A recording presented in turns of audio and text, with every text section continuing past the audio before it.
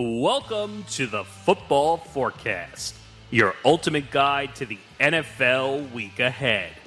Get ready as we dive deep into the biggest matchups, analyze key player performances, and break down the strategies that could make or break your favorite team's chances. Whether you're looking to dominate your fantasy league, make smart picks and bets, or simply stay ahead of the game, we've got you covered with insights and predictions. So buckle up, football fans. It's time to get your game face on for another action-packed week in the NFL. While only one team can hoist the trophy at the end, it all starts with the forecast.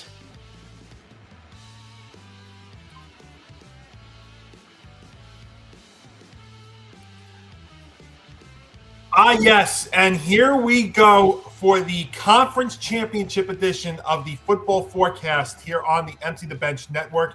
You can watch this show and all of Empty the Bench programming on our YouTube channel at youtube.com/ETB Network. If you are new, please do leave us a like and also subscribe if you're new and have your notifications set so you know when all of our programming will be coming out. You can follow this show on social media at TFB Forecast ETB, where the show also is streaming live right now as well. So if you are watching on YouTube or there, we welcome you. And please do, we will take your comments. Please do leave us your comments about the coaching search or any of the two games happening this weekend. And if you cannot watch, you can listen to the Football Forecast and all of the podcasts here, wherever you get your favorite podcasts on the go. So we've made it to the Conference Championship weekend. Just 4 teams remaining, 3 games left in the season.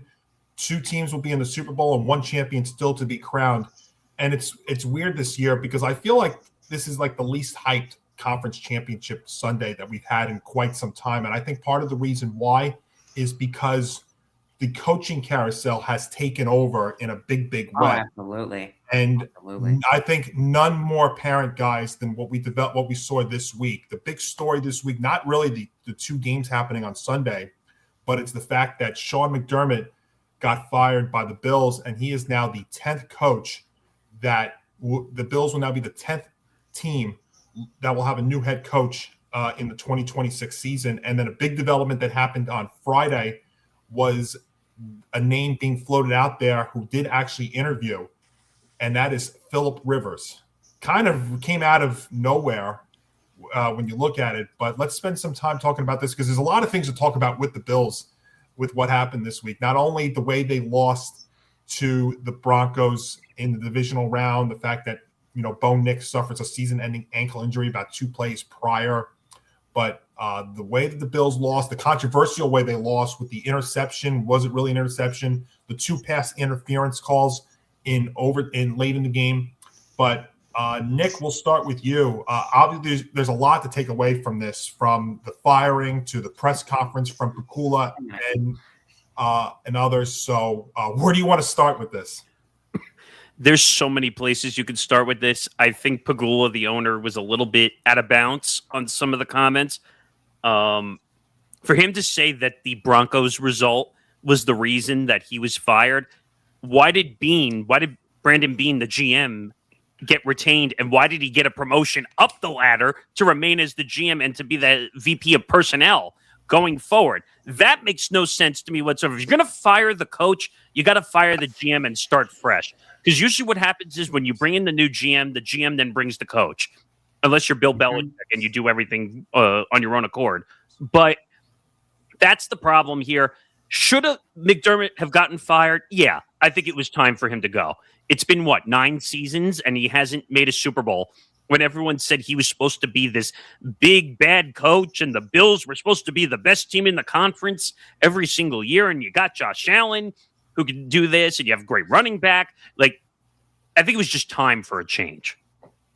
Staleness. I think we've spoken about that with Harbaugh. I think it ultimately ended up what happened with Mike Tomlin down there in Pittsburgh. It's that medium that we find in the NFL where we're talking about teams that fire their head coach too early or teams that hold on to their coach for too long. Tom, what do you think?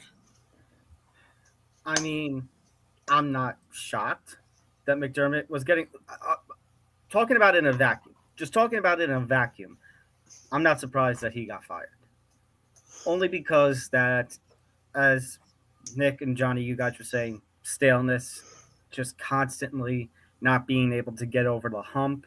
You saw the emotion on Josh Allen's face at the end of the Broncos game. I think he kind of knew, and I think multiple people on that team kind of knew. Maybe even McDermott himself knew. This was the best chance for them to reach an AFC title game without having to deal with Mahomes. The best chance that they had of reaching, let alone even winning a Super Bowl, and now it's for nothing. So I'm not surprised by that, but I am appalled by the behavior of Bean, by the behavior of ownership and the aftermath of everything. As Nick mentioned, it makes no sense to me that the man who put this team together in Bean gets a promotion. It makes no sense to me for him and ownership to blast Keon Coleman and basically blame the downfalls of this whole season on him. Now, granted, he did not play well, but Keon Coleman is, at most 24 years old. I think 22, 23 years old. Mm-hmm. You're basically throwing somebody who's barely an adult under the bus and projecting failures of your own organization on him. To not tell Josh Allen. Now, are they obligated to tell Josh Allen that they're going to fire the coach? No. But to not tell him when he's developed the rapport that he has with McDermott, with Sean Brady, I'd be pissed off too, just like it seems like Josh Allen is.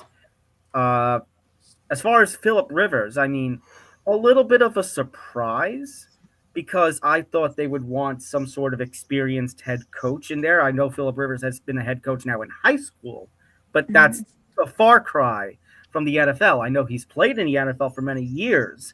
He's going to be a legend, and he's a legendary quarterback. I just don't know how he works as a head coach, or if this is, Johnny, if I can throw a comparison to baseball for a minute, a new manager, and it's really the GM who's making the decisions. All I can say is, for the Bills' sake at this point, if the changes that they make have an immediate negative impact on this team, you can say their Super Bowl window is shut. And at this point, this team is cursed. I personally don't think this team is ever reaching a Super Bowl, let alone winning one.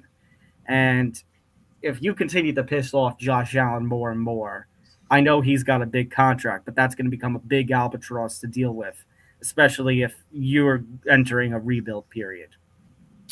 Yeah. Zan? Yeah, I mean, really, there's not much more to say other than the fact that I think the writing is on the wall for one reason and one reason only. You're 500 in playoff games. You finished with an 8-8 record across the years he was in Buffalo, and that's just not going to cut it. You finish 500 in the postseason. You don't reach the Super Bowl, and you can't win the games when it matters, even with the talent that you do. It was probably a long overdue decision by the Bills, but it was one that probably had to be made. And he's obviously proven that he can win in the regular season. So I'm sure that, a very worthy NFL team of the 5 openings that are still left could maybe use his services, but the Bills needed to move on. I just think they moved on a little bit too late, and now it'll be interesting to see where they go from here, because right now I feel like the argument can be made that Josh Allen, whatever is remaining of his prime years, are currently being wasted because he's yet to make a Super Bowl. So I think the 2026, not just season, but off season and season, will be very interesting to see where this franchise actually is as they enter into the post-McDermott era. So those are my thoughts on that. Christy, what do you make of all this? This is just a crazy situation all around. I mean, should Sean McDermott have been fired? Yes, they needed to move on from him because he just wasn't cutting it. Yeah, you do great in the regular season, but the playoffs is where it's really at. And, I feel bad for Josh Allen. He had that opportunity and it was just squandered. As for Phillip Rivers, I mean, coaching high school is not the same as coaching adult men. This isn't, it's a completely different thing. So, I mean, the Bills, they made the right decision, but I think they made the right decision of firing Sean McDermott too late. I'll add one thing. Okay. Okay. Sorry, but just to Christy's point, because Christy mentioned, 500 in the playoffs. But I mean, it's also in the regular season too. Now that you got the Patriots seemingly back on the rise with Drake May at the helm, a division that was once yours that you had complete control of, now you're going to be even struggling on that end as well. They were a wild card this year. Yeah. Grant, one of the things we were talking about pre-show was how much of an impact Josh Allen will have in the next head coaching for the Bills. So, what do you think? Yeah, I love what Zahn said about how the Bills are wasting his prime years, because They are. it's true. I mean, you look at this year. I mean, and I hate to say this because I am a huge Josh Allen fan. But you didn't have to deal with Mahomes. You didn't have to deal with Lamar. Joe Burrow. If you could have won, thank you, Christy. I forgot about Joe Burrow. It's all right. If you could have won against the Broncos, which I will say they put up a hell of a fight. It was very, very good at the end. But you could have possibly reached the Super Bowl if you got past the Broncos. It's kind of too bad that the injury to Bo Nix happened on the second to last play of the football game. Because if it happened, at the end of the third quarter, I think the Bills would have won. And I'm going to say this, I do not see the Broncos in the Super Bowl with Jarett Stidham. I'm sorry. We'll talk about that in just a few minutes, but Mike, go ahead. Yeah, I'm not. This is well overdue. Like, they needed to do this, I think, 2 years ago, personally. But Right.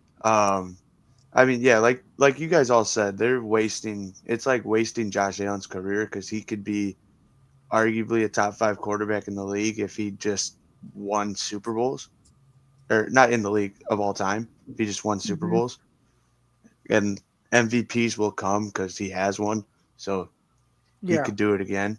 Yeah. But yeah, no, it was well overdue. They needed to do it. And then Phillip Rivers going to head coach, I don't know about that one. Can it work? Sure.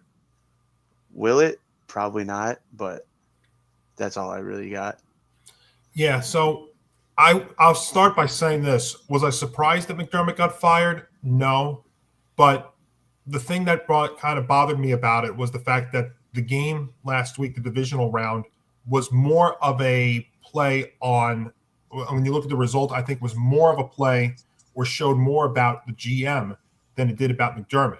Because what it seems like for the longest time, when we talk about the NFL trade deadline, what's one of the teams that we seem to talk about a lot that we say has to go out there and get a player or something? It's the Bills, and they don't really do that.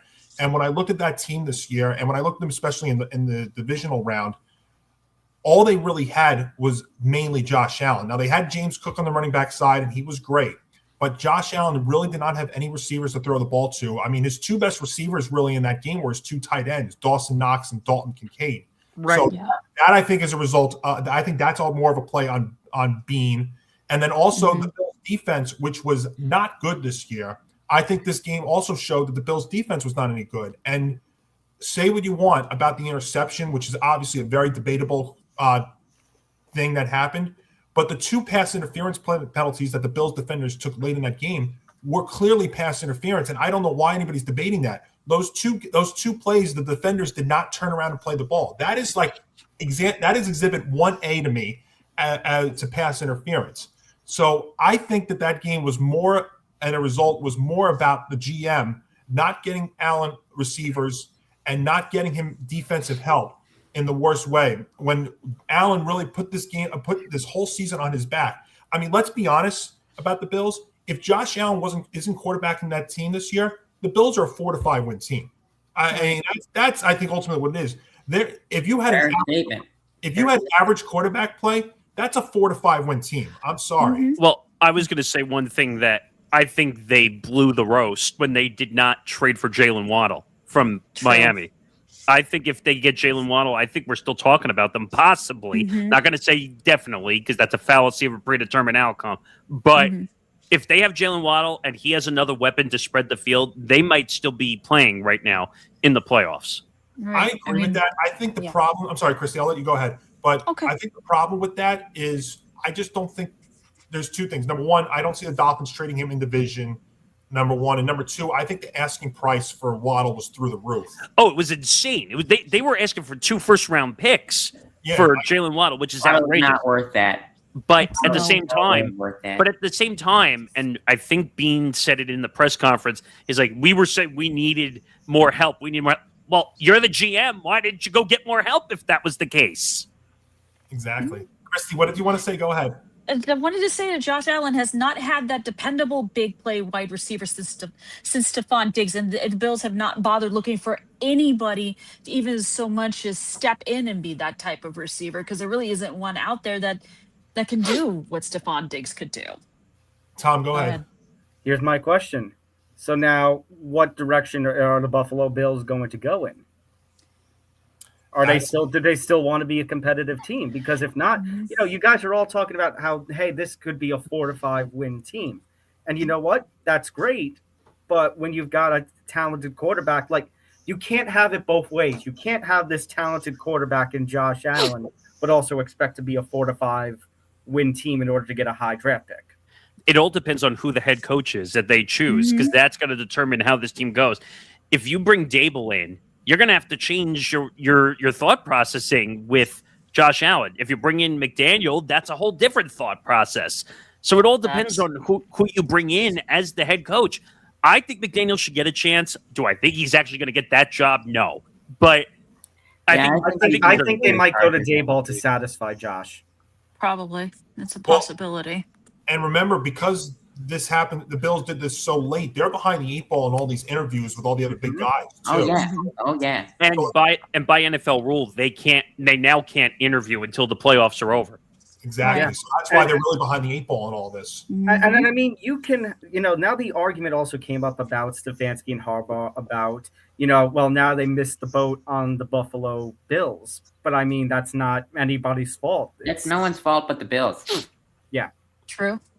I mean, if they knew that they were probably going to fire him, because unless they made the Super Bowl, that was the only way McDermott was probably going to have his job saved this year. So they should have known that they were not good enough to make the Super Bowl. They just offensively were not good enough, and defensively they struggled. So they should have known that this was coming up a lot sooner than they realized. Yeah, and I'll tell you that press conference that Pegula and Bean had was cringeworthy, to say the least. Some of the stuff he said there was not good. And I'm telling you right now, if I'm a Bills fan, I'm looking at this and I'm like, well, I know that the Patriots are now back, but I still have kind of a favorable path in that conference, in that division, and that conference.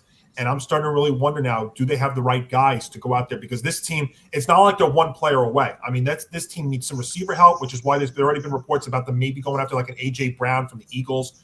Or I know I'm not a big fan of that either, Nick, but I mean, that name's been floated out there. They need defensive help in the worst way, because in some metrics, their defense was among the worst in the league this year. So, I mean, again, there's only so much that Josh Allen could do. And some of those names that were out there on the field last weekend were, I mean, tough. I mean, there's only so many guys that can do that with that kind of team. But that's also those guys could do it with a team that actually had a sound defense, too. One last thing I'll say also is I think we got to put some blame on Josh Allen for the way he played in that game. What do you have? He had 2 fumbles and 2 interceptions in that game. Turnovers, Yeah. So he had 4 turnovers in this game. It's amazing how we're not looking at the performance of Josh Allen, because don't get me wrong, Josh Allen is an incredible player. He's had an incredible season. This was a bad performance by Josh Allen through and through. And no one is willing to step up and say, hey, maybe Josh Allen just had a really bad game, and this is not McDermott for a change in this specific game. But I think that's the problem, is that for the one specific game, Allen did not have a strong performance. But when you're looking at the Bills as a whole, and you're looking at the Bills more than just this one vacuum of one game, it's been a hell of a lot more than Josh Allen. Well, it's not making the Super Bowl for 9 years as him being the head coach. That's the more shocking result, considering everyone said, "Oh, they were Super Bowl favorite every year." If you're a Super Bowl favorite every year and you don't make it once in 9 tries as a head coach, you got to go out the door, and you got to find someone who can actually fit. Now, Josh Allen, I think, is one of those guys that can fit with anybody. For the most part, he's a guy that can adjust on the fly, but you know how NFL players are today, quarterbacks are today. It's their demand. The coach has to fit with the quarterback or it doesn't work. Right. Yeah, it's going to be a very interesting offseason there for the Bills for sure, and we'll see. We'll keep you updated on that. Now, as far as the head coaching carousel itself, with McDermott being fired, now, as I said, 10 teams that are going to have a new head coach. Well, 5 of those 10 teams, their positions have been filled. Because obviously we spoke last week about John Harbaugh, but we found out a few more in the past week or so. Jeff Hatley, the former Packer, which makes it makes sense going to the Dolphins because the Dolphins now have that former VP for the Packers as their GM. So Hatley goes to the Dolphins, Kevin Stefanski to the Falcons, Robert Saleh 5-year deal to the Titans, and then the most recent one, which happened on Thursday, Jesse Minter, the former Charger DC, going to the Ravens. So Tom, which one do you want to, as a whole, what do you make of all these? I'll go bit by bit. Yeah. Kevin Stefanski, I think solid play, solid move. I think right fit. I think Falcons have all of this talent, and I think the Falcons really got a good now strong head coach, 2-time coach of the year, that can use the talent to the best of their abilities. And honestly, they were only a game or 2 away from winning a division because the NFC South was a very weak division this year, that they can be right back into the play of things next year with Stefanski at the helm and maybe can change some things. Jeff Hafley, I'll say, you know what? The Dolphins at this point are going to be going towards a rebuild mode. In my opinion, they can't compete with the Patriots. They weren't able to compete with the Bills. They've kind of been in a stuck point. Tua was a massive contract. He's got talent as a quarterback, but one injury obviously can still change things in this season. Mm-hmm. Dolphins are not in a good place. I think Hafley, fine. I think the Dolphins have more problems than just their head coach. Saleh with the Titans shocks me. Shocks me pretty much. Dad. I don't know if this is a matter of Saleh wanted to be a head coach again, or if the Titans, after missing the boat on Harbaugh, missing the boat on Stefanski, were so desperate to get another name in there that they were willing to give that kind of 5-year deal. I think it's a little bit of both, Tom. I think it's a little bit of both. Yeah, Grant. Yeah, because I can see it. Yeah, I can see it as both. I think, as I just said, with the Dolphins, the Titans obviously have a lot more of problems than just the head coach. Could Saleh be a step in the right direction? Maybe. But still, Johnny, to throw to something that you said on moving the goalposts, which I watched the other day, we're going to find out with this tenure if this was a case of, maybe Saleh turns things around and shows progress as head coach and, his tenure with the Jets was just the Jets being the Jets. Right. Or if this is a case where, things don't turn around and the Titans remain ass. We keeping a buck right now, we ass. And at that point, it's not. And then at that point, it's Saleh just doesn't work as a head coach. He's a better coordinator. I guess I'm just a little surprised in what Nick's words might be that he would move off of a team like San Francisco, who's been a consistent winner, consistent, always involved in the playoffs as a coordinator to become a head coach. Jesse Minter, I was a little surprised, but I'm willing to give it a shot to see if anything different happens with the Ravens. We'll go from there. All right. Zan?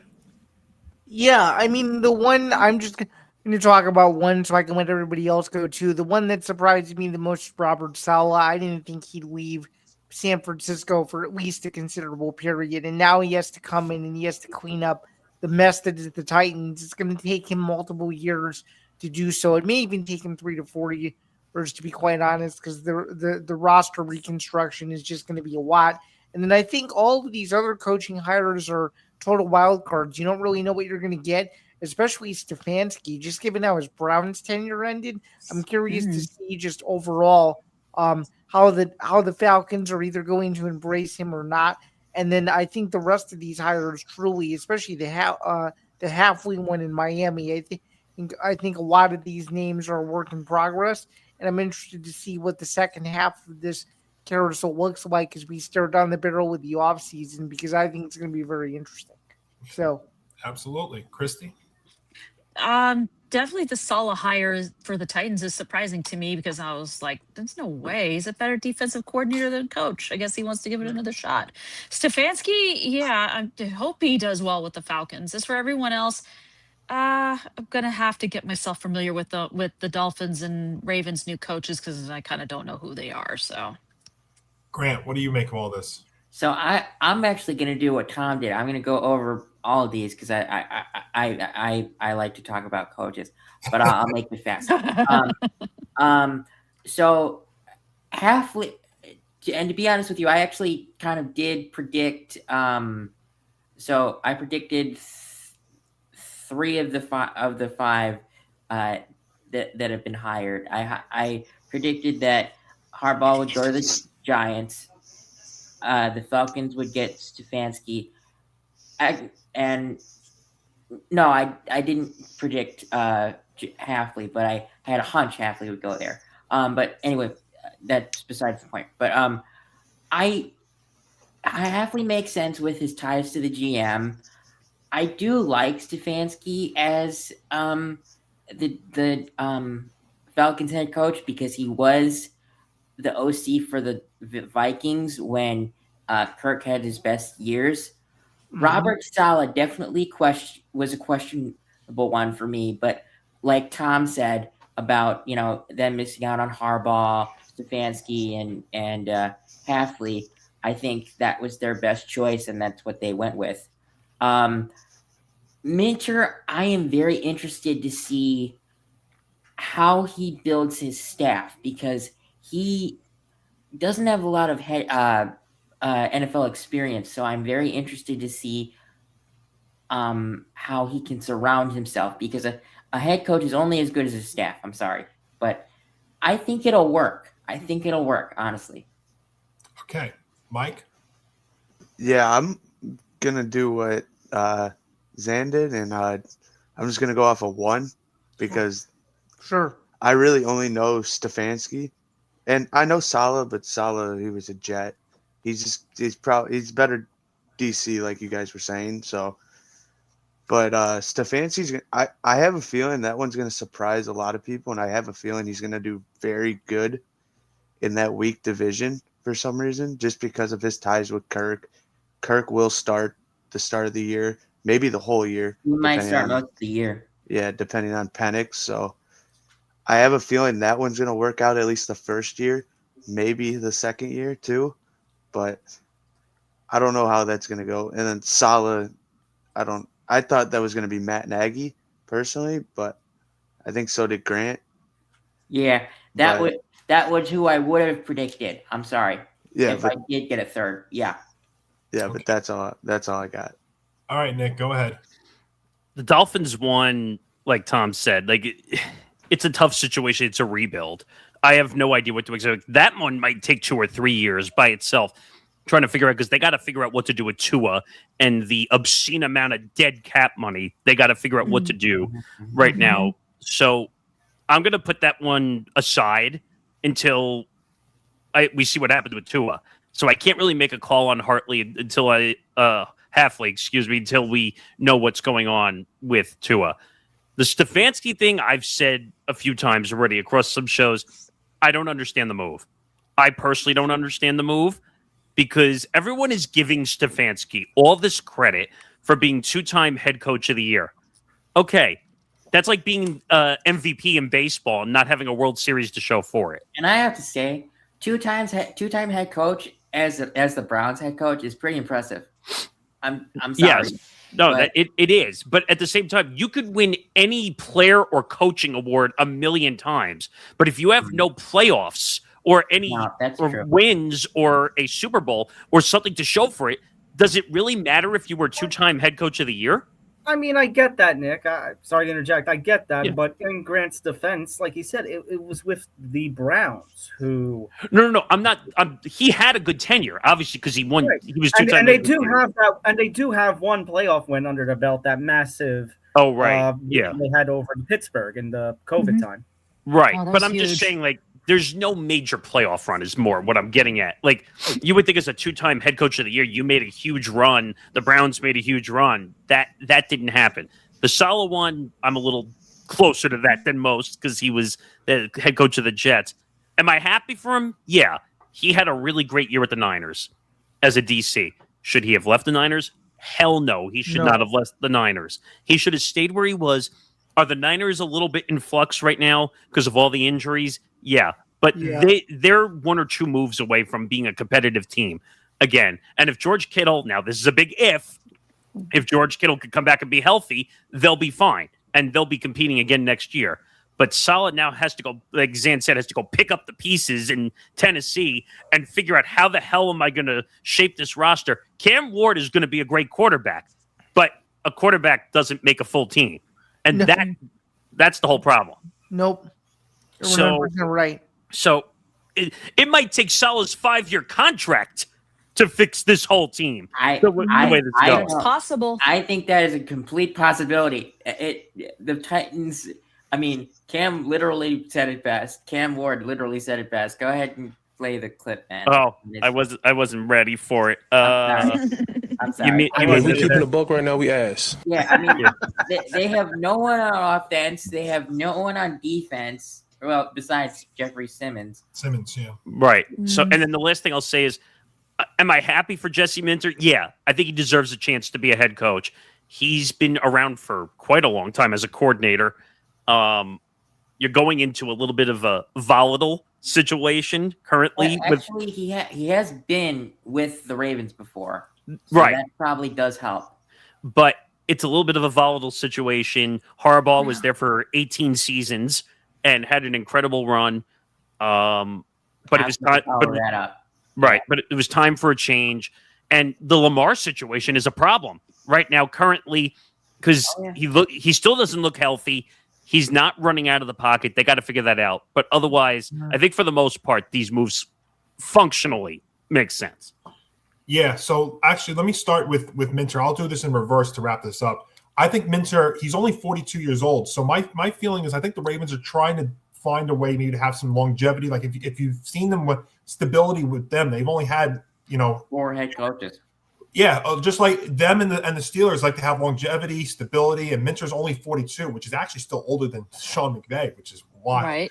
But I think they want to go with some longevity and stability with Minter. Maybe they think he could be the guy there. Saleh's interesting because there was talk late in the season about him getting head coaching opportunities. The problem he's got with the Titans really is you look at that whole division. You just had the Jaguars come up with a 13-win year. The Texans still boast the best defense in the league, and they still be a threat because of that. And the Colts did start 8-2 last year. So, we'll see. They're going to be the true wild card soon. So I agree. I think it is going to take time for Saleh. And as much as it's going to be a question mark with him at the Titans, it's a blow to the Niners. Because if you could have given a coordinator a coordinator of the year, he'd be right up there this year. He'd always win it. Yeah, he'd always win. He did a remarkable job right there. So we'll see what transpires there. Stefanski, look, he had some success with the Browns. I think the last couple of years, as much as he struggled, I think that was more about the ownership and the GM, but he could have also taken the fall for that. He had some very questionable things too, but when your front office decides to draft 2 quarterbacks in the same draft, what are you supposed to do there? And then you're also given a headache there with Deshaun Watson. And Hafley, I think, makes actually a lot of sense because of the Packer connection. As I said, the Packers bringing in, the Dolphins bringing in the Packer VP to run the team as the GM, and maybe going with a defensive guy maybe more makes sense for the Dolphins because their defense was absolutely terrible in the last couple of years. Yeah, but it's going to be. But hold on, Grant, just 1 second. Go ahead. What I would say is, it is going to be interesting to see what the Dolphins do with Tua and others because they do have some guys in that team, but it just hasn't really panned out. We know Tyreek's going to probably be gone. There's been a lot of talk about what they're going to do with Waddle, and I think if Waddle goes, then I think Tua does go because I think those two were hand in hand. So I don't see one of them staying with the team. I think they either both stay or they both go down there in Miami. So we'll find out. Grant, what did you want to say real quick, and then we'll move on? I'll make this quick.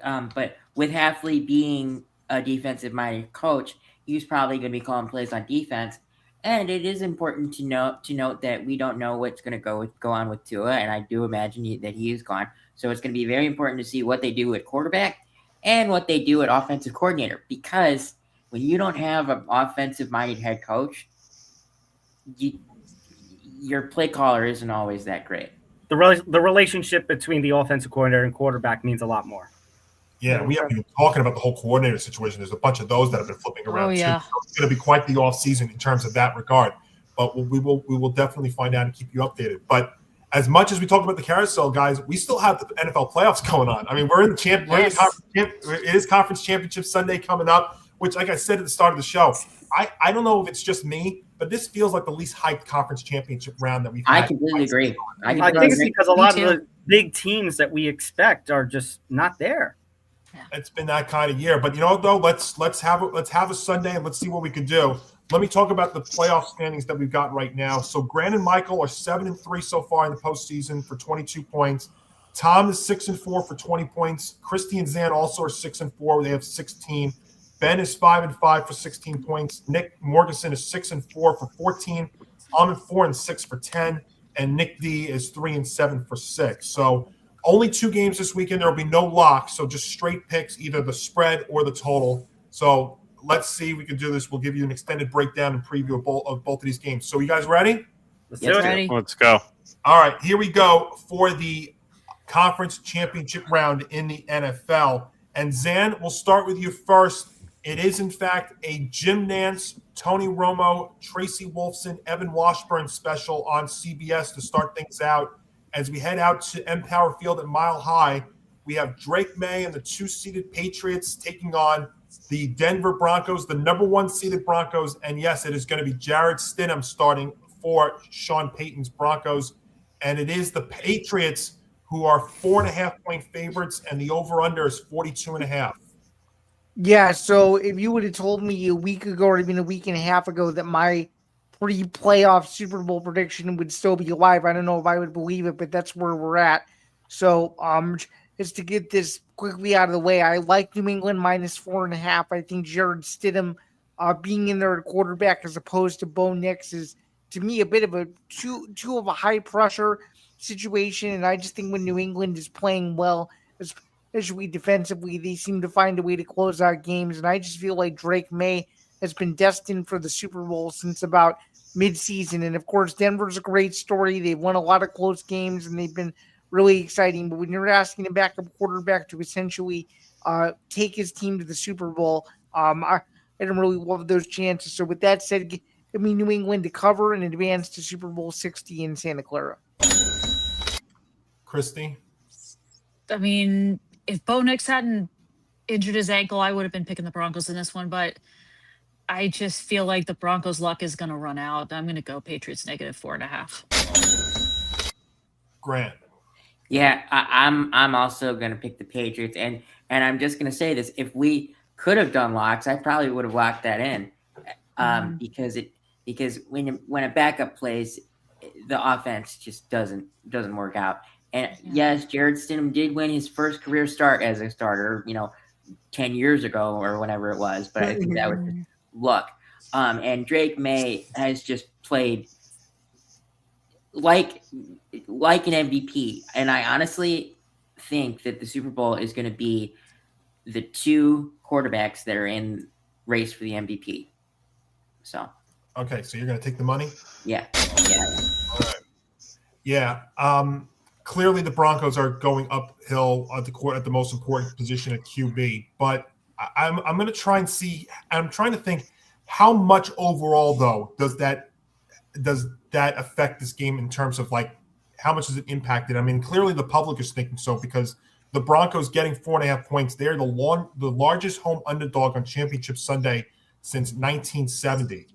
Ooh. Now the Broncos hold. They could say that they can hold 3. They hold 3 advantages entering Sunday: location, they have the best unit on the field, and the element of surprise. But those are things that the Patriots can absolutely counter with after what they've done all season and to the best and what they did to the best unit in football last week. And then there's another element to watch, and that's coaching. You know, the Patriots, and more specifically Josh McDaniels, know Jarett Stidham because he was the quarterback's OC for his first 3 years. But then when you look at the Broncos side, Vance Joseph, you know, he could dial up pressure from all angles of that defense, and that is not ideal for a Patriots offensive line that has given up 5 sacks in each of the past 2 weeks. So because of all of that, my play here is going to be the under. And because I actually don't have high expectations for either of these two teams' offenses on Sunday. And defensively, we know what we're going to get from Denver, an all-out effort.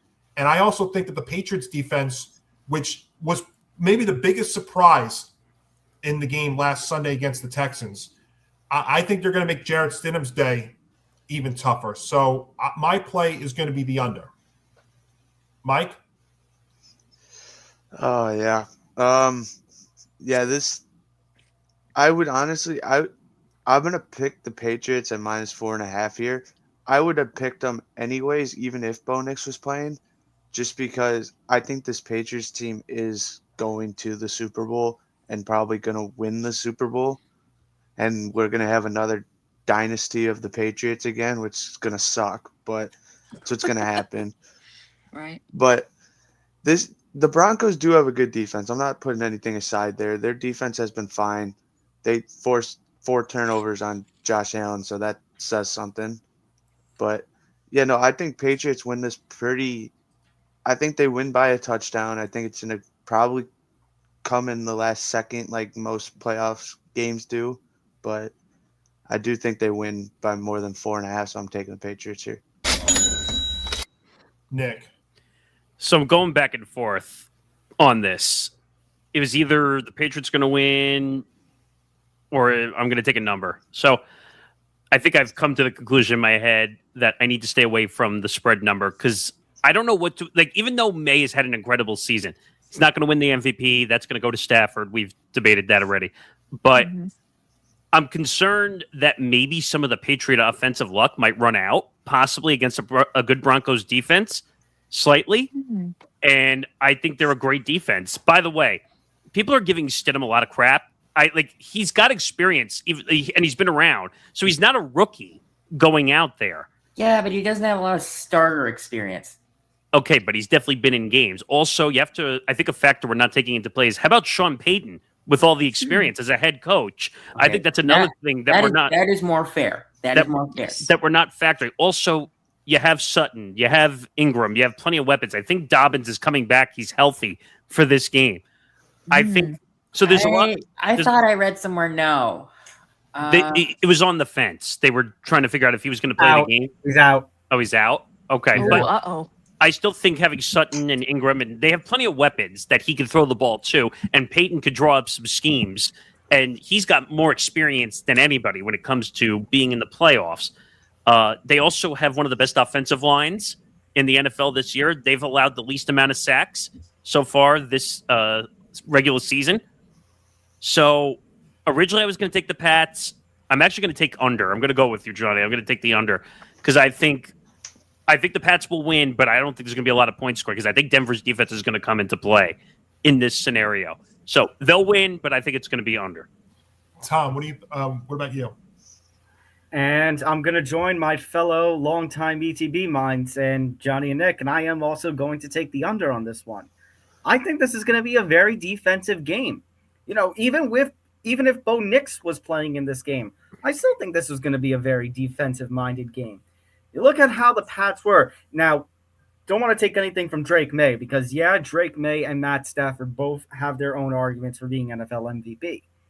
But what has led the Patriots to success during this postseason so far, in their wild card game against the Chargers and their divisional round game against the Texans, has been their defense. Yeah, they put up 28 points on the Texans last week, but you consider how many of that was thanks to their defense because they made C.J. Stroud turn over the ball so much. By the way, really terrible trash performance from C.J. Stroud, but that's neither here nor there. But to all those who are just trashing on Jarett Stidham, I understand the concern, yes, and I expect the Pats as the favorite, yes. I expect the Pats to win, yes, but that's not taking into consideration enough the Broncos defense. That Broncos defense is going to be absolutely killer. And to Nick's point, with the potential weapons that are there on the Broncos offense, I think they can put up a little more of a fight. I don't think this is going to necessarily be a one-sided shutout. And even then, I if don't it think was, that, but no, I'm saying that, Grant. We're in agreement on that. But even if it was, I don't think it's going to be. I think the Broncos defense has too much fight that they couldn't put up 43 points by themselves. So I think the play on this is going to be the under. Yeah, and we'll find out. Remember, the Broncos defense is the best in a lot of metrics, and Drake May has been stacked a lot in the playoffs. I mean, he's not been terrible, but he hasn't been great in the playoffs, and that's why I think if the Broncos somehow can get a turnover and create a short field, that would be their best hope. Also, it's hanging on to the football, which has been a massive problem for Drake May as of late. I think in practice, they were putting slippery stuff over the football to make sure that he holds onto the football with two hands. So if he fumbles and has a fumble problem, that's another issue we're not taking into account. Yeah, and the Texan defense actually played great last week. I mean, everybody wants to talk about the 28 points, but Tom said it. That was Stroud. Right. It was more Stroud than anybody else. I mean, the Tech. I think that was the biggest problem. We found a way for the Texan defense to be flawed. It was C.J. Stroud. That's what it was. Yeah. But who would have thought? Yeah, but we'll find out. I mean, I even think this is a situation that if somehow the Patriots do blow them out, I still think this game hits under. So I think there's more reasons for me to hit the under, and it's crazy because if Bo Nix was starting, I think this would you'd be looking at about like a 7-point swing. That's how massive the public is treating this. And as like I said, the Broncos are the biggest home underdog that we've seen on Championship Sunday since 1970. And I think 1970 was the last time that we had like Roger Staubach, who was in this kind of situation starting. Right. So 1970. In other words, that's the first time we hadn't seen AFL, NFL. Right. Exactly. The merger. Yeah. The merger. Exactly. And we can already see Super Bowl storylines, whether it's the Patriots if they win and they can make it back, or Jarett Stidham leading the Broncos to the Super Bowl. So, well, if Nick Foles can do it for the Eagles, I was just about to say that. Also had more time though. That's the difference. Yes. Foles had like from week 13 or so on. Doing that, but this is Stidham coming out of nowhere. We'll find out there at Empower Field. All right, Tom, I ended with you in the AFC Championship. And I'll end with you here in the NFC Championship game on Fox, a Kevin Burkhardt, Tom Brady, Aaron Andrews, and Tom Rinaldi special, as we have for the third time this season, the Los Angeles Rams and Matt Stafford, this time going back to Lumen Field against Sam Darnold and the number one seeded Seahawks. And it is the Seahawks who are 2.5-point favorites and a 46.5-point total. This, I hope, is going to be a fantastic game. You think back to that one Thursday night football game where the Rams and Seahawks faced off. And it was an absolute battle as they were trying to fight for positioning at the top of the NFC West. And by stretch, from what we've seen, contention for the number one seed in the NFC. Yeah, it was on December 18th. It was that 38-37 game that ended in overtime in favor of the Seahawks. It was absolutely fun. I will say, though, that loss, and I said this to Nick before all you guys came in here, it feels like that loss, ever since then, things have not been great for the Rams. I mean, yes, they won their game against the Panthers in the wild card round. It wasn't great, and there was a point there it looked like they were going to lose. Same thing for last week against the Bears in overtime. And of course, they lost to the Panthers earlier in the season. They had to get that Week 18 win to get the number 5 seed because they lost to the Falcons on Monday night, Week 17. It's funny. We've seen, back in November, all of us were talking about, the Rams are the best team in the NFL. The Rams are a shoo-in for a Super Bowl. The last couple of months, the last month and a half or so, they have not played like it. The back half of the season. Yeah. I mean, you can say, oh, they face tough competition. They face playoff competition with the Bears. They face playoff competition with the Panthers. I'll word it like this. You can give credit to the Rams offense for the way they played against the Bears. You can say, yeah, they looked like a Super Bowl caliber offense. Not their defense. And we saw, even with an injured Sam Darnold last week, how bad the Seahawks ran all over the 49ers. Oof. So I said before the playoffs that the Rams were my pick for the NFC, to be in the Super Bowl. So I should feel an obligation to pick them, but I've lost a lot of faith in them. I gave them another chance when they played the Bears, and the Bears almost beat them. I'm not saying that to say, the Bears are a bad team or not. I said I kind of referred to that. I kind of referred to that with the Panthers because they were 8-9 in the season. Mm-hmm. Definitely not with the Bears. But my point is, my faith in the Rams has been shaken pretty badly. So as much as you want to put the journalistic obligation, I should go with the Rams. That's why I'm going to stay away from that. I'm going to hope for a really good game, and I'm going to pick the over on this one because I think you have two powerhouse offenses that I'm going to put faith in the over hitting. Okay. Zan? Yeah, I got to stick with my pre-playoff Super Bowl pick and take the Rams here. The Rams convinced me enough this past week against the Bears that they are a resilient bunch and they find ways to win. And this is no disrespect to Seattle, but just given how hard the Rams have played, even if it's looked ugly at times, I don't see Seattle being able to duplicate what it did against San Francisco. So I see this game being really close. I see it coming down to the wire, and I could even see it coming down to a game-winning field goal. Give me the Rams to at least cover the number, even if it's a 1-point game, and straight up too. Just given that it was my pre-playoff pick, I think it's going to be the Rams in New England in the Super Bowl. Well, yeah, a Seahawk win by 1 or 2 gives you it still. Mm-hmm. That's true. Right. All right, Christy, go ahead. I'm with Tom on one part of this. I do expect one hell of a great game because these two teams play each other really tough every time, and they're in Seattle. Lumen Field is a difficult place to play. But I feel like I can't go against the Rams on this one, so I'm going Rams plus 2.5. Grant. Yeah, this is hard because although I do agree with Zan that the Seahawks cannot, or I don't think that the Seahawks will repeat what they did last week. No, there's no way, I don't think. The Seahawks are still a great team, and if you put it into perspective, 46.5 means that a 24-23 win would get the over. Yep. Mm-hmm. So I am going to take the over, and I'm going to because both these teams are so great that I can't choose one. But I'm actually going to predict the score.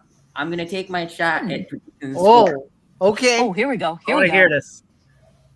And I think it's going to be Rams 27, Seahawks 23. Ooh. Like it. Wow. And I'm going to say it.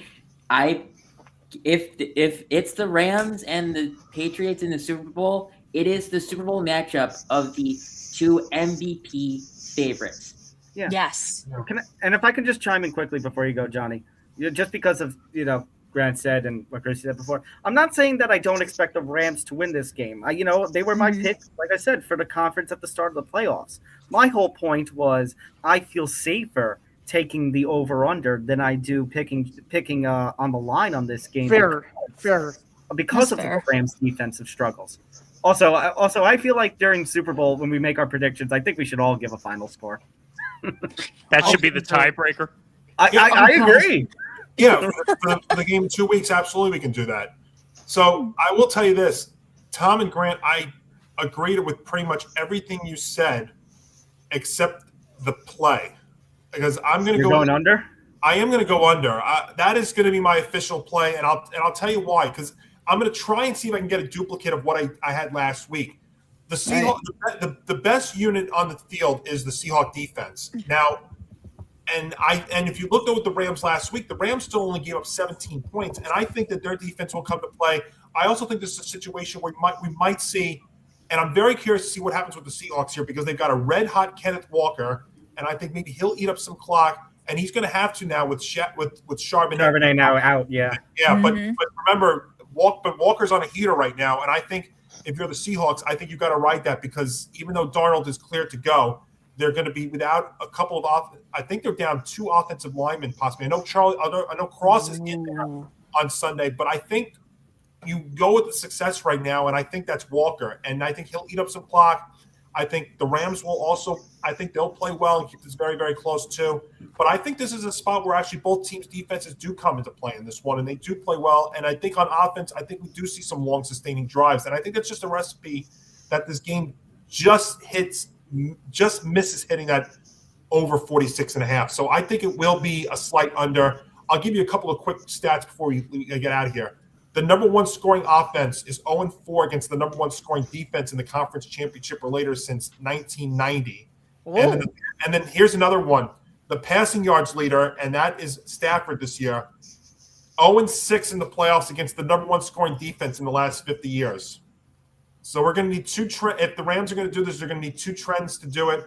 Now, if I was to go on the spread, I would take the Rams to at least cover the number, but I'm not comfortable doing that. But I think there's just more of a better play for me to hit the under. And hopefully, with the Seahawks only giving up 6 points last week, I thought the under would have hit last week, and it did not. But we're going to try that again. I'm going to go under as the play. Mike?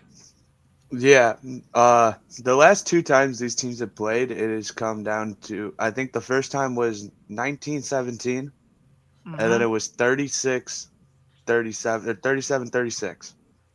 So that screams go Rams. That just screams it. So I'm going to take the Rams. I do think the Rams are a better offense.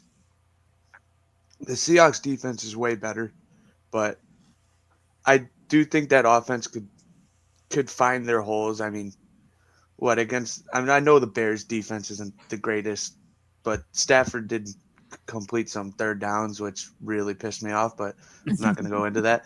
But I do think that Rams offense last week is not going to show again. I don't think they were the greatest, but they were good enough to win, obviously. But it was also like 2 degrees outside. It was freezing, so I don't think the weather will be in that big of a play this time. But not a moving field. Yeah, no. So I do think the Rams cover this number, and I think they win by more than 3 points. They'll have to deal with a pretty damn loud crowd, but not weather. Yeah. Oof. So All right, loud, Nick, you'll the be Rams like, am I win. going deaf here? Man. Yeah. All right, Nick, close us out. Yeah, so this is a great game.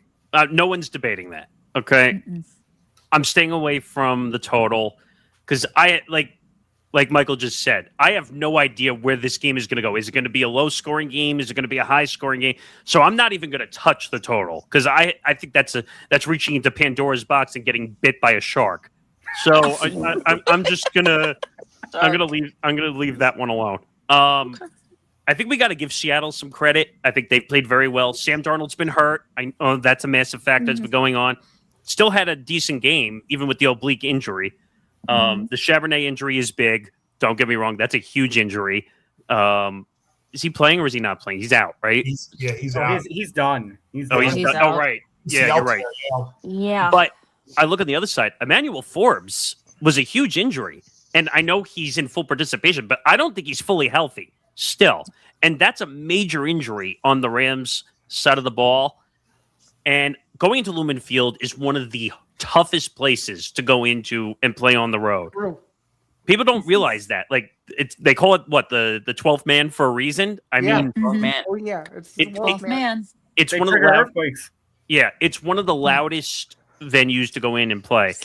So I'm going with Seattle. I'm taking Seattle to cover this game. I think Seattle finds a way. I think they're going to put up enough offense. Smith and Jigba, one of the greatest offensive having one of the greatest offensive seasons this season, is Amazing. going to come out and play. I'm worried about Stafford, and I'll give credit on this front. He looked lost partially in that Bears game in the first half. at least, he couldn't get that ball out. When he was pressured in the pocket, that was a huge problem. He's not good with the pressure. If he's going to, and I think, what was it also that Seattle's also the number one scoring defense, I think, this year also, which is another factor into play. So I think Seattle will win this. It's not going to be a massive win. It's not going to be double digits. It's going to be like the spread. It's going to be somewhere between 3 and 7. I think somewhere in that range. They're going to squeak it out, and they're going to go to the Super Bowl. Yeah. All right. Okay. So you gotta hit the money. You gotta take the money. Oh, I'm not even paying attention to myself. Oopsie. Nick took out his own sound. Oh no. So because you're the only one that is actually taking the money, and that'll put a wrap on the conference championship edition. By the way, real quick, I know Ben's not with us this week. Ben took the Patriots in the AFC Championship, and he is going to join Grant and Tom, and he is going to go over in the NFC Championship. Wait, Ben's going to take the Patriots in the AFC title game? Oh, my goodness. No. Although I think, though, he put his bias aside and have a legitimate reason, though, why he would take okay. So, I mean, they are the favorites. We'll find out, but that'll put a wrap on the conference championship edition of the forecast. So let me give you some programming notes before we get out of here. Make sure to tune in tomorrow night, Saturday, 9 p.m. Eastern, for the ETB Lounge with Nick DiMartino. He will open the doors at 9 p.m. tomorrow. And yes, Gridiron Gurus Championship Sunday edition with Ben, Mike, and Grant will air Sunday at noon Eastern. So some last-minute updates on the 2 games, any coaching news, and so much more will happen there.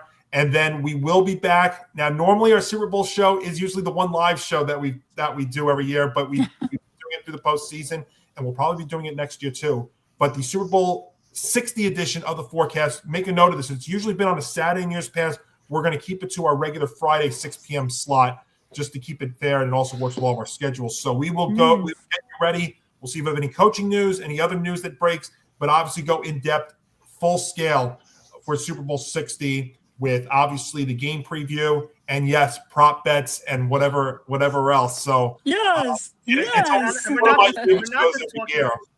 we're not just talking running back over under this many yards or this many receptions for this receiver prop bets. We're talking the silly fun prop bets. Go to Kalshi or Poly Market. You'll find them on there. That's true. You can. Actually, you can check that stuff out. I don't like usually saying stuff like this, like promoting betting, but I think the national anthem over under is usually one of the safest plays to make every year. It is the funniest bet every single year, and now they have to remember they have to protect them and let them practice in a different room because someone videotaped it one year, which is the most insane thing. Yeah. But that's crazy. I have a fun year play. Heads or tails? Tails. Who wins the coin toss? They changed the odds on it now. It's not a 50-50 odds play anymore. Okay. Over the last couple of years, they had to change it because they were losing money on it. I didn't know. Oh, goddamn. Very interesting. So I think it's like minus 145 now, I think is what it is. So otherwise, they're not making money on it if it's a 50-50 split, one way or the other.